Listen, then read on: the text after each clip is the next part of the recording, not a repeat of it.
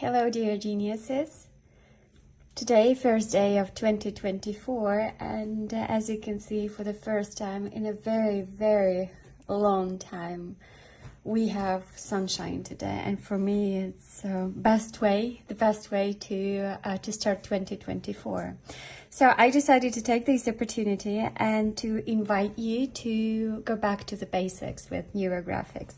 So today I'm going to post tip number 1, how to draw neurographics. So before I begin with explanation, let's just draw a few neurolines. Don't think about this, just draw neurolines the way that you usually draw them, and then put it away.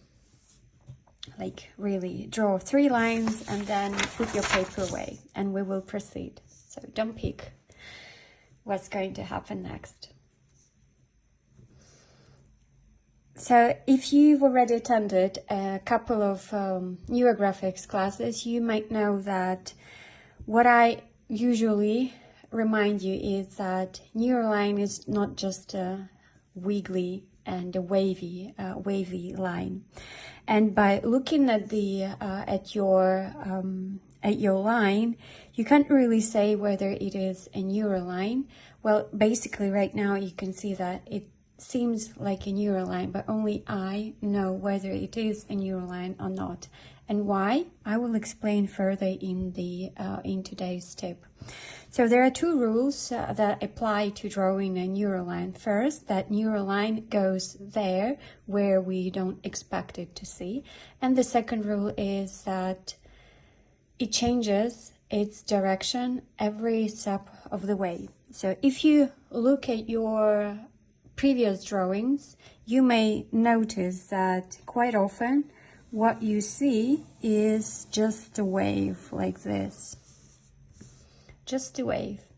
The thing is that you don't need to draw the entire wavy line to understand that it is no longer a neuroline, but just a line. This is why it is extremely important when drawing a neuroline to be super present and super conscious. Because, for example, I'm drawing a line, and at this moment I see that I'm making the same turn. I'm making the same wave. So for me, first, it's a sign that it's a repetitive pattern, which means that I'm not creating from the unknown. I am wiring the known, and thus nothing much will change. So at this point, what I do is, first, I become aware of the pattern. I become aware of the pattern, saying that, okay, so where in my topic that I'm working on, I am doing the same things, and I'm saying the same things, and I'm maybe feeling the same things and creating the same outcome over and over again. And then, instead of continuing to draw this line like this until the end of the movement, I change direction, even if it's slight change, even if it's just one degree. But right now, I already created new synaptic connections. I created new patterns, and I'm creating from the unknown. And this is when all the beauty is going to be manifested. So without looking at your drawing that you put away, please draw a couple of lines on the new sheet of paper, being extremely present with what you're doing and understanding and noticing the pattern. So I'm gonna be quiet for a little bit.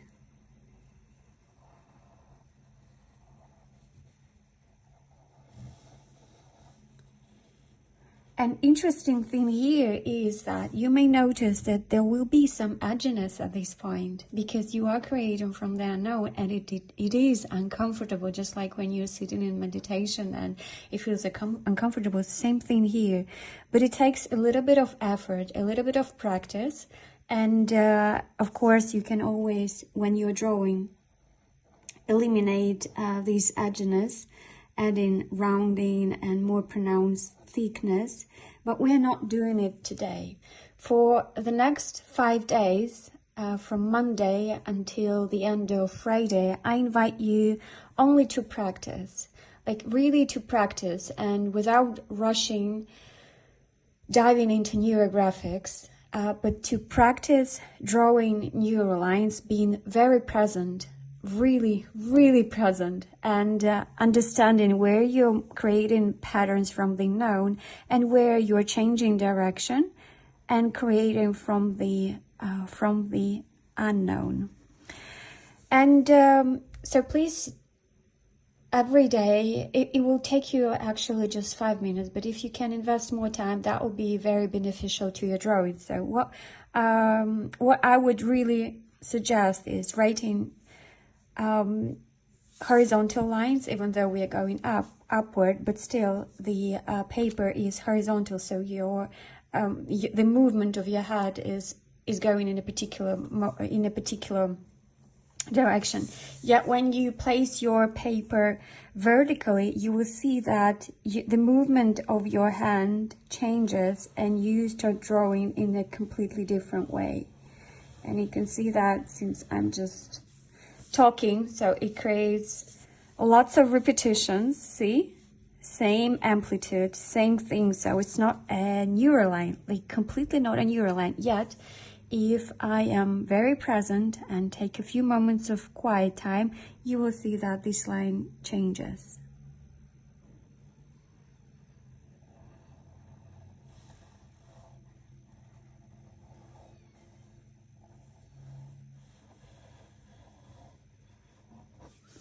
See, it's different, even though again, yes, it's quite edgy. And since we are not working on a particular topic, so we cannot really relate this edginess to any particular subject.